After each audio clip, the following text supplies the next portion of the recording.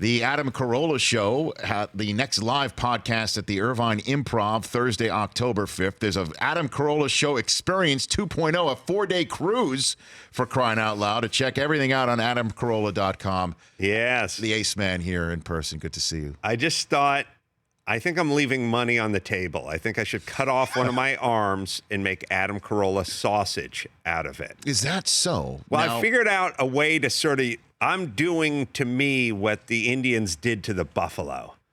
I'm using every part of me, Rich. Mm-hmm. I'm having cruises and books and podcasts and booze, and the only thing left is really just to start removing flesh and making a kielbasa. Slaying yourself. Yeah. You're a There's giver. parts of me I don't need. Which part would that be? I mean, Well, it's a family show, but let's just say there are parts of me that are getting larger and hanging lower. And yeah, I feel like women partake in this, meaning they get a breast job when things, when gravity takes its toll. Yes. I feel the same way about my scrotum. And yours as well. Not necessarily yours, but I'm saying one's. One's. One's Generally scrotum. speaking on that front. Although you fall under the umbrella of one. Now, would that be something you sell? Well, you don't give it away. You don't get to where I am, Rich, by giving away Shaq. No, you don't. You don't give away Shaq and have the kind of empire that I have. That's kind of a stupid question. Is that the name of your next book, by the way? That's like a great book. You don't give away Shaq. The name of my next book, I realize, will be Everything Reminds Me of Something. It's why I can't get through a conversation, because everything reminds me of something in the middle of the conversation. It's a book that never ends. That's right. So are you normally a cruise person, though, Adam? Do you, like, if given a choice of vacation, you would actually spend it on a boat? I never would go on a cruise. Oh, me and Jimmy went on a cruise a million years ago to, like, Ensenada, like the cheapest Is this cruise like Man Show era you're on the talking planet. about? Before the Man Show, Jimmy and I decided to take the wives on just the cheapest, princess, like $289, 3-night, to Ensenada kind of thing. So we did that. It was not a wonderful experience. Let's say, how'd that go? Well, I had this it's a weird thing when you're at sea. Yeah. Because the very first night we sat down and they do the kind of festival dinner seating. You're sitting at the table next to the guy in Defending Your Life, who got 13 days because he invented all nude. Remember those bars by the airport? Yeah, they just said nude. Right. He put all nude. That's the guy. That's like the guy you're sitting at the table with. Right. And so, but I had a weird realization. So I said, we're at sea, and the salads came, and I said, oh, could I have some balsamic vinegar? And they said, we don't have that. And I remember being at sea and not having balsamic. This is a first world problem, but a problem nonetheless. When you're at a restaurant and there's no balsamic vinegar, you go, don't worry, I'll chug some when I get home, or I'll get my fix when I get back to the pad. But when you're at sea, it's a very vulnerable feeling. Yeah, like, well, is there a helipad here? Like, where's the local Albertsons? Like, so that was a scary moment for me. Then we did an Adam Carolla cruise with the listeners about a year ago, and it was great. You'd think it'd be insane being trapped on a ship with a bunch of fans, but it was actually good. Fun. Well, because you brought all the balsamic vinegar. I brought all the balsamic vinegar and my A game. So it was great, and now we're doing another one. I don't know. I do have this reaction about cruising, and I remember my attorney, Andy, said to me once, and it was a real indictment of me and my relationship with my own family, meaning my mother and my father. He said to me, oh, I'm going to be out of town that month or whatever. And I said, what are you doing? And he said, I'm going on a cruise with my mother. And I went, oh my God. Oh, brutal. What happened? How'd you get forced into that? She have terminal cancer? Like, what happened? And he's like, I like my mom. And I'm like, oh, brutal. And then it made me realize, oh no, I have a horrible relationship with my mom. Right. And that's why you saying I'm going on a cruise with your mom sounds devastating to me. But in fact, you enjoy your mom's company. Well, I mean, I have a good relationship with my mom, but I don't think want to go on a cruise with her. And I don't think her with me, I'd be honest. It's weird, and there's a little sexual connotation to it. It's a dusting of, if sexuality was powdered sugar, you would be like a cannoli. You know what I mean? It's just a little dusting of sexuality. You know what I mean? Because it's a boat. I don't know. When somebody says to me, "I'm going to a Golden Corral with my mom," I go, "Good for you." When they say I'm going on a boat, I go, "Ooh, yeah, I know." Is the same cabin, or do they join? Or Adam Carolla here on the Rich Eisen show. Okay, so is your middle name is still Lakers? Yes, it is. Because again, you did not have a middle name. I did not have a middle name. And you were filling out a form for a driver's license. Part of the rift I have with my mom is this sort of laissez-faire approach to naming, which is, I don't know. That's where it all started. Yeah, it all started at birth. And, the bloom was off the rose. That's why I get angry at these kids with, what is your middle name? Dalton, Phineas, September, Avril. Like, hold on, you have 9 middle names? I have 0? Yeah. I hate those kids, but yes, my middle name is Lakers. Because you just decided one day at the DMV to write it in, and that the goalie didn't. It went right past the goalie. They didn't catch it in the California DMV system. Well, the goalies over there aren't Grant Fuhrer. That's more semi-unemployable methadone addict who's glazed over like a donut, just stamping things, you know what I mean? Like you push a cat out in front of them, they'll just stamp it and yell next. So that's who you're dealing with. Yeah. Over there. Adam Lakers Carolla. Yeah. Would you have, like, if I gave you a choice now? Yeah. If that space was still blank, if I gave you a mulligan. Yeah. From the sports world. Oh. Adam. Well, obviously. Who would you choose? I mean, obviously the Patriots are fantastic, but that would draw the ire of like the bouncer from the Pittsburgh area, when you whipped out the ID. Well, I mean, if you go to Boston, Adam Lakers Carolla, I still think might ruffle a feather or two. You're right. I rarely go to Boston, but I can tell you this. As a Rams fan, I learned the difference between Boston fans and all other sporting fans. And that is? After the Rams lost in New Orleans in 2000 or 2001. 2001, yeah. 2001. Everyone else, like I've been to other Super Bowls, and when your team wins, especially your first Super Bowl, you celebrate. The Bostonian fans don't celebrate. They find people in Rams jerseys and verbally abuse them. So their version of celebration is verbally abusing the team that lost, not celebrating their own victory. Yes, I keep telling that guy over there, because he's a masshole. Yes. Enjoy. No, they can't. No, they're so loathsome. They're so self-loathing. Like they hate themselves so much. They hate everything so much that they can only express joy in the form of hate for the other person. Why is that? It's a kind of weird sort of. It's like me. It's like when people say to me, "Oh, Adam, you're so smart." I go, "I'm not. Everyone else is just dumb." Which kind of de facto makes me smart, but I don't get to label myself smart. I get to label everyone else dumb. Right. And in a weird way, maybe it even feels more powerful to be the guy with the 97 IQ in the room of dullards, I think that's what the Pats guys do. Does that sound about right to you? Yeah, I mean, we take joy in the hate. They take joy in the hate, but it's because of a self. But that's part of the joy. Well, there is. Oh, there yeah, is we that, all hate ourselves. Well, they all hate themselves. No, Yeah. there is that part in sports. Like, for instance, my 6-year-old son, who I am now indoctrinating into the world of certain sports teams, but not pushing it on him. I'm a Michigan Wolverine guy. Right. He saw a promo for the Ohio State-Oklahoma game that's coming up this weekend. He goes, "Dad, we got to root for Oklahoma Saturday." Right. And I almost started breaking down crying. Right. Like that I have instilled sports hate in this beautiful creature. Right. To me, is a great moment. But I don't need to celebrate Michigan's win by sticking it in the team that I've just beaten. It's a I very. think I'm a little.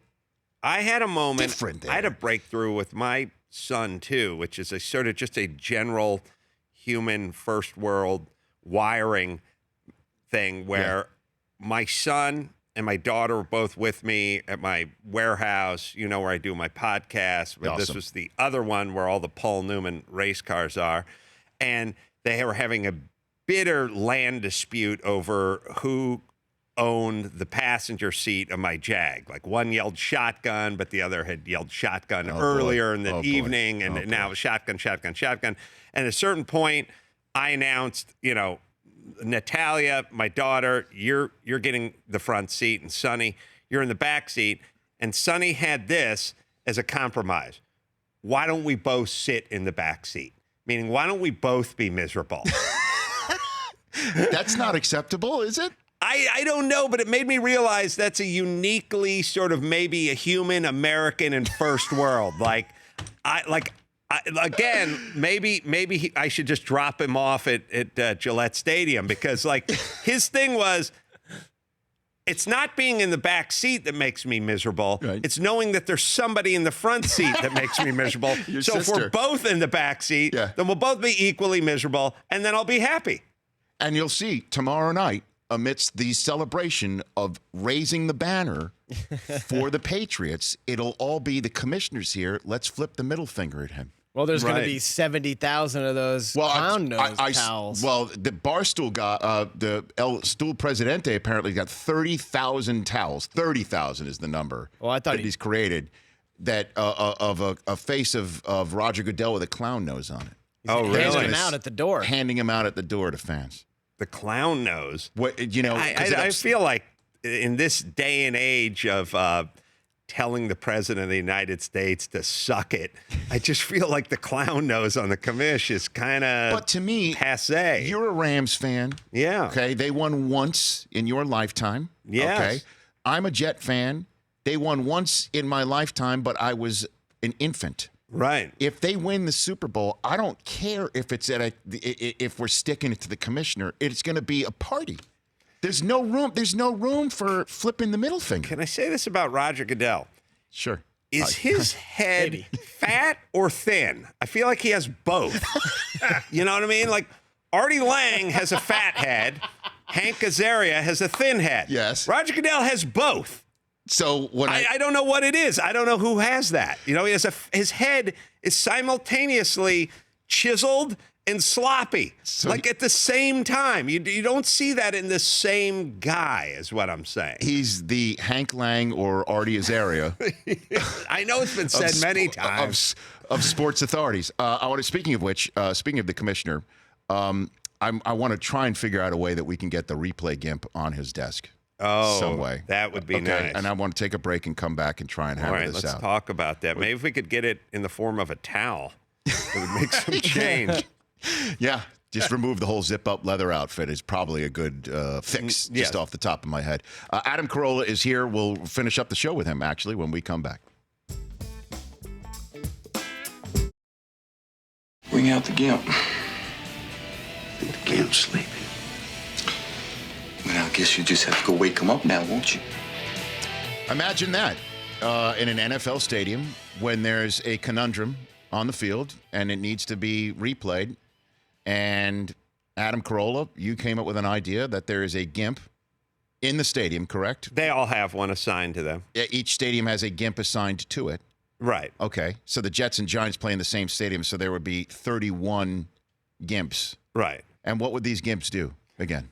Well, they make an unbiased call because the idea dawned on me when I was watching all the replay stuff, and it was clear to us that he got his hands and he made a football move. Yes. By the way, I would define catching a football as a football move. I'm old-fashioned that way. When somebody catches a football, they've then checked the box, football move. Yes. He caught a football. Yes. A guy threw it to him. He was in a uniform, and he caught it. Yes. Football move. But we see the thing where he catches the ball. He starts to turn. He takes one step. He gets blown up by the safety. The ball goes squirting out. Your team recovers. You're going nuts. Then they go back and they go, not enough to overturn what we already called. Correct. My feeling is I don't like that factor. That taints it. Mm-hmm. I want a fresh set of GIMP eyeballs on this thing. And so it's fresh because the GIMP has been in a box or in a trunk, one would think. With the team colors on it? You call it a pen. There's many things we call it. No, the deal with the GIMP is he doesn't know the team. He doesn't know the players. He doesn't know what city he's in. He doesn't know the date. He doesn't know who's president. He doesn't know anything. He's a GIMP. He comes out, first thing, he's blinded by the sun. He's not seen the light of the sun in weeks now. And it's this, and he's blinded, and he's disoriented, and we run him. He has a handler, you know. Sort of like Bevo coming out? Is that what you're saying? Yeah, like the buffalo. Yeah, it's a couple of, but they're scantily clad. But still the cowboy hat flies off when they're running with him. There is some showmanship to this, is what you're saying. Absolutely. The crowd's going nuts. They run him out. They're flogging him. You know, he has his leash, but they're also using it to beat him as they're bringing him out. Of course, between the sunlight and being flogged, and they push him under the thing, and he just makes a declaration. He doesn't know what two teams are playing. He's not in a fantasy league. He has nothing riding on this at all. It's like, did he catch it? Did he do it? Once he does it. Now, obviously, if it goes against the home team, that's when they double down on the beatings of the guy, and they run him back into his pen. Now, the fact that there's no more hood, by the way, I don't know if you're aware of this, it's now just a tablet. They bring the tablet out because they don't want the refs running underneath the hood. Sometimes the apparatus is in the bowels of a stadium, probably closer to where the GIMP would emanate from. Right. Now it's just a tablet. Does this change anything in your mind? No, as long as we do it right at the 50-yard line and right in the middle of the field, and we put it up on the Jumbotron, and as long as their handler / sort of dominatrix is there waiting, you know, for the beating. Yeah. If he goes against the popular opinion, and we can run him back like the buffalo, then no, I don't think the tablet makes a difference. I've got about 2 minutes left here, Adam. How would you suggest I bring this up to the ultimate authorities in the National Football League? I mean, how do I unveil this idea to make sure it works? I mean, you're a corporate man. Again, you've got your podcast, you've got your 4-day cruise. You know, I think you remind everybody it's a sport, but it's a business first. Like we're in the entertainment business. You know what I'm saying? Sure. And just like you've rethunked some of the end zone celebrations and other things of that nature, you've done it not because you're a purist, but because you're business people. And you understand there's a lot of stuff going on with the MMA and pro wrestling and a lot. They get it. They get their entertainment. And we got to keep up with the Joneses. And if we're just going to have some middle-aged dude with salt and pepper in his hair, you know, dawdle over to that's the last time you saw your grandfather stare at a tablet. Exciting? Would you call that exciting? No, we're in the entertainment business. And in order to entertain, we need to innovate. We need to innovate to entertain. You understand? And this is innovation. And it's the kind of thing that, a couple of purists will frown on, a couple early, but soon, just like all the other innovations. And then you do this one, you do a moral equivalency thing. Remember a few years ago? No black quarterbacks in the league. Okay. Now we have black quarterbacks. Is this a good thing? And they go, well, of course it's a good. You go, well, there you go. You see what I mean? You take a false moral equivalent and you tie it to it, right? And then no one's going, are you against black quarterbacks? I'm certainly not. No. Well, then you're not against GIMP. Now you're in the GIMP. Now the GIMP. AdamCarolla.com for tickets. Thanks for coming on, Adam. You're a good man. Thanks, Rich. You got it. The Rich Eisen Show. Weekdays at noon Eastern on radio stations across the country and audience. If you like that video, be sure to download our app, and I'll be sure to help the NFL figure out what a catch is.